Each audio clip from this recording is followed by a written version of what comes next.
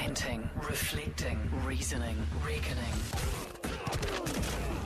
The Huddle with paperplusoffice.co.nz. Buy all your office supplies and stationery online now. On the Huddle this evening, Bill Ralston is with us. Hello, Bill. Good to talk to you. And Cam Slater from Whale Oil. G'day, Cam. Hey there. Bill, first, the chaos in Parliament today, it turned into a bit of a mess. We had Winston Peters tossed out, we had David Parker tossed out, and Trevor Mallard left in disgust at the whole thing. This was about the Prime Minister delivering this statement about the GCSB. What do you make of all of this and where we're going with Mr. Shearer is not backing down, although it doesn't look like there's any tape. It doesn't exist, I don't think. What do you see? No. First of all, what we saw in the House today was the classic illustration of how the opposition parties are using this for political point scoring and, shock horror. I mean, for God's sake, let the Prime Minister get up and make his statement and then make your points of order about whether you believe him or not. I mean, it was just ridiculous. The Shearer thing, again, if it wasn't for... that was a botch-up. If it wasn't for the government shooting itself in the foot so regularly at the moment, the opposition parties would not actually be making any ground at all. I just find Shearer's comments the other day that he understood there was a video, but there isn't a video, so therefore they must have wiped it, so then maybe they didn't wipe it. But he did crack a joke. Yeah. And the other thing, yes, Cameron, is that the Prime Minister doesn't seem too bothered if there's a tape or not, actually. But do you believe, Cameron, this is a defining moment, this issue is a defining moment for Mr. Shearer, his credibility? I think Shearer is starting to stink up the joint with his corpse. It's not a good look when you come out and attack civil servants, blame them for crimes they haven't committed, and it is a crime to delete any evidence, but the evidence never existed in the first place. Throw them under the bus, but worse, tell the whole nation that you've got sources within GCSB hopelessly compromising one of our spy agencies who are playing naked political games. There's constitutional issues around that are enormous, and he's continued to carry on the attack based on nothing but a bit of pillow talk, it seems.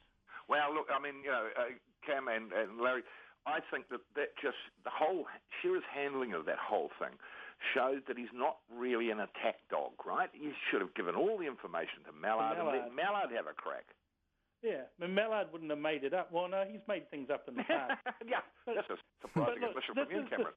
This is the second time Shearer's been caught out making stuff up. He talked about Rufus Painter, the guy on the roof, that supposedly was bludgeoning off everybody, and now he's made this up. The point is, though, when this unfolded on Thursday night, Mallard was nowhere to be seen. On Facebook, he was talking about the weather in Queenstown. What does that tell you about the story? Well, that's right. Look, I think the definitive statement came today when Key assured us that there was no camera there, according to the GCSB, of making a recording, so therefore there can't have been a recording. We'll come back in just a moment. Bill Ralston and Cam Slater on the Huddle. It's now 15 to 6.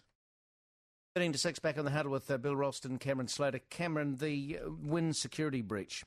Clearly the security system wasn't up to scratch. I think we can all understand that.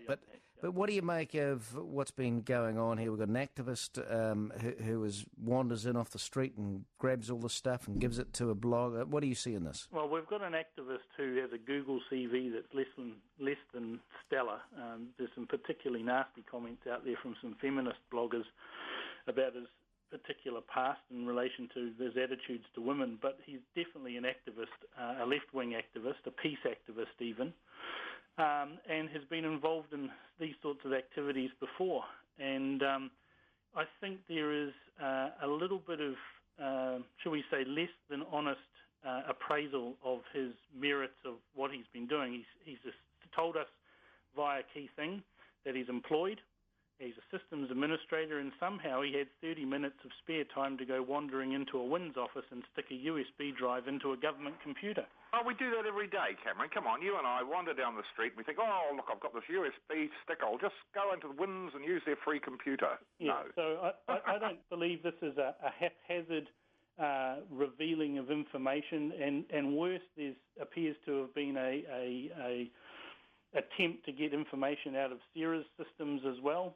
And that's where I think the line has been crossed quite significantly, with 7,000 files being extracted. But the most bizarre part of this whole case is that when put under a bit of pressure from a proper journalist, Claire Trevette from the Herald, Key Thing bizarrely outed his source. Now, Bill, you've been in the media for God knows how many years. Have you ever heard of a journalist outing their source? Never confirm or deny. I mean, the whole thing here is, even Paula Bennett saying, look, congratulations to Mr. Ning for bringing this up, and that's great, and, it helps us remedy a really serious error. I don't know what on earth Mr. Bailey was doing in there. He is an activist. He does like to embarrass the government. He claims he just wandered in and found it. Equally plausible explanation could be that someone had tipped him off that was the case, so he deliberately went in there to find it and then thought he might make some money out of the MSD by saying, I'll tell you what your problem is if you pay me. Thank you, Bill. Bill Ralston, and thank you, Cameron Slater and Bill Ralston on the Huddle. Murray Decker next. It's 10 to 6.